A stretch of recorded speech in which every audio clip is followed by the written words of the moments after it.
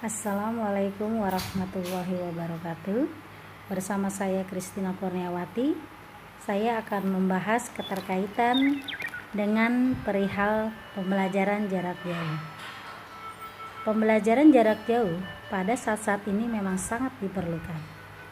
Tuntutan teknologi sepanjang masa memang semakin modern. Dan kita memang harus tahu dan tidak boleh memungkiri.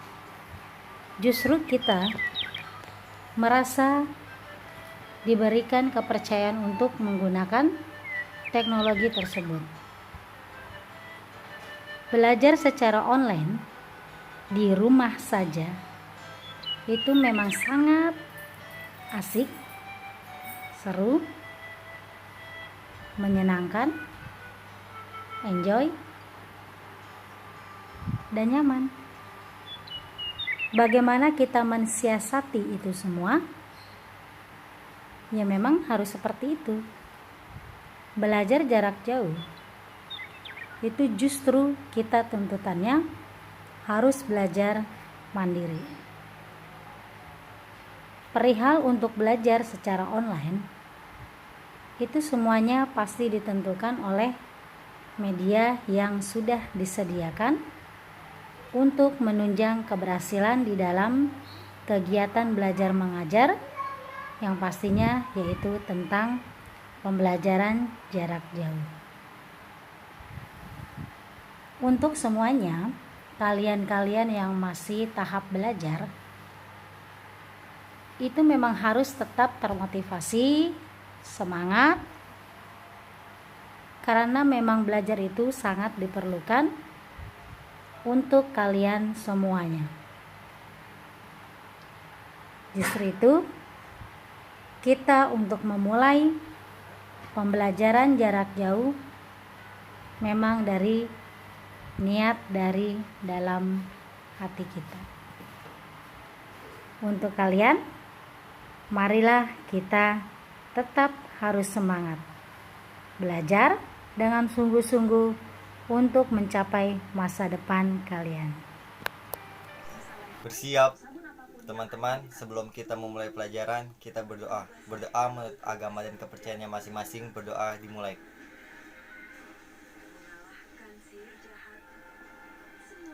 Doa selesai.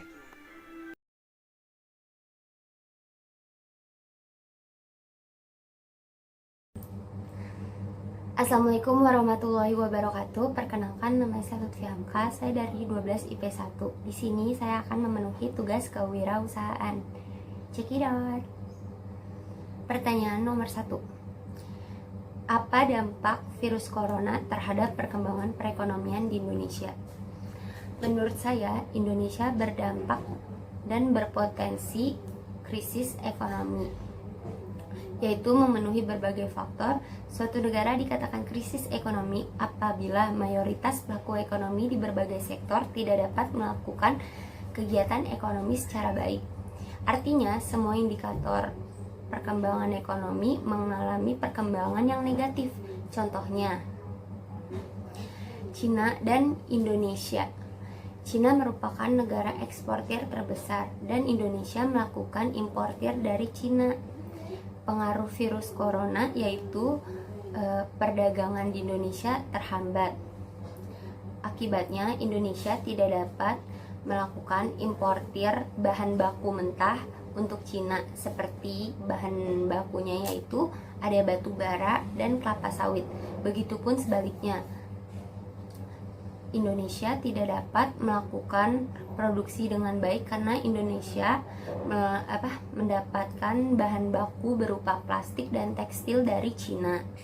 Akibatnya penurunan permintaan di Indonesia.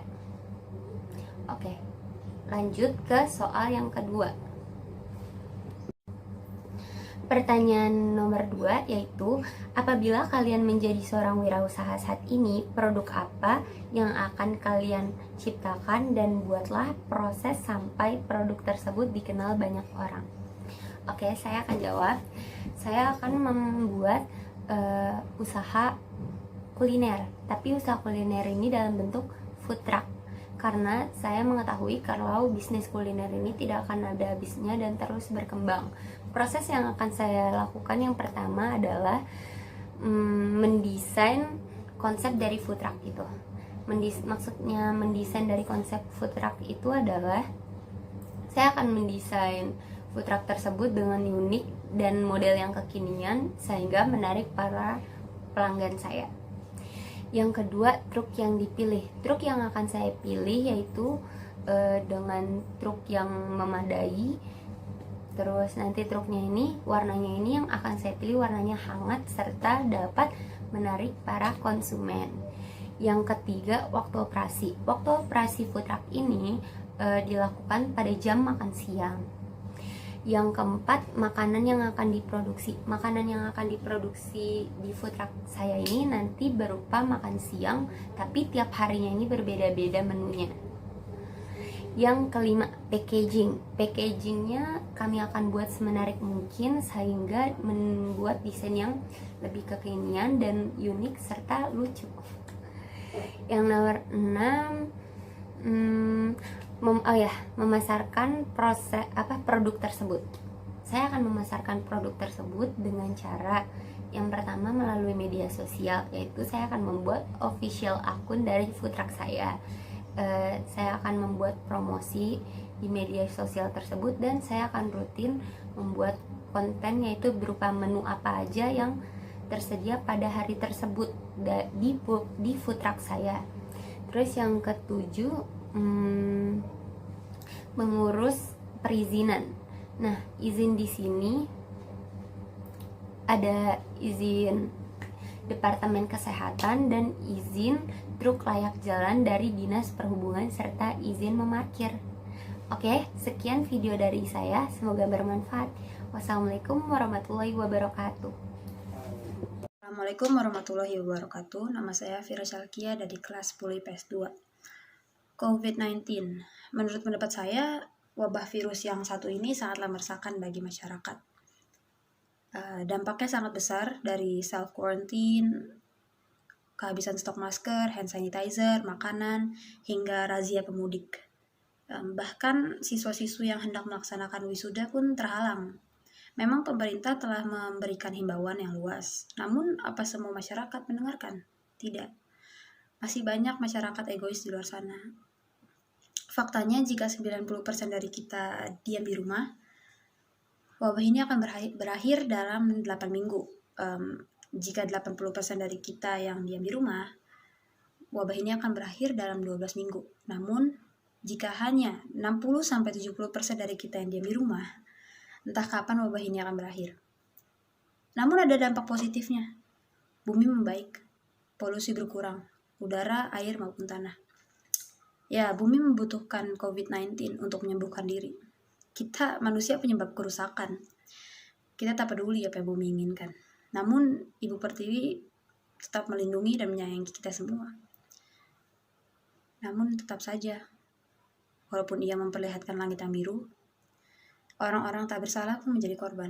Maka dari itu, tolong diam di rumah, tetap di rumah kecuali ada kepentingan di luar sana. Jangan lupa memakai masker, cuci tangan, bawa hand sanitizer, supaya kita semua menghindari penyebaran yang cepat ini. Penyebaran COVID-19 sangatlah cepat, sangatlah luas. Hingga 1 detik pun bisa menghasilkan 20-30 korban. So, stay safe, stay healthy, stay at home. Wash your hand 20 seconds per day. Peace out. Karin Saputra dari kelas 10 IPS 2. Di sini saya ingin memberikan pendapat tentang belajar di rumah. Menurut saya, belajar di rumah itu menyenangkan. Karena ya kita tidak tertekan, terus juga waktu istirahat kalau di sekolah cuma misal 15 menit atau 1 jam, ini kan kita bisa istirahat terus. Ya diberikan tugas mungkin sama guru, dan kita ngerjain tugasnya juga nggak perlu serius-serius banget, kayak kita ngerjain tugas sambil bisa ya santai aja. Jadi kayak menurut saya belajar di rumah itu menyenangkan. Terima kasih.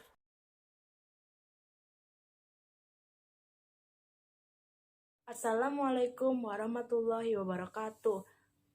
Dalam video kali ini saya akan membahas tentang manajemen. Bersama saya Nukes Cindy Aulia selaku salah satu murid SMA Negeri 15 Jakarta. Di video ini saya akan membahas tentang pertama, apa itu manajemen, yang kedua, fungsi-fungsi manajemen, yang ketiga, tingkatan manajemen, yang keempat, unsur-unsur manajemen, dan yang kelima, keterampilan apa saja yang harus dimiliki oleh manajer. Yang pertama, saya akan bahas apa itu manajemen.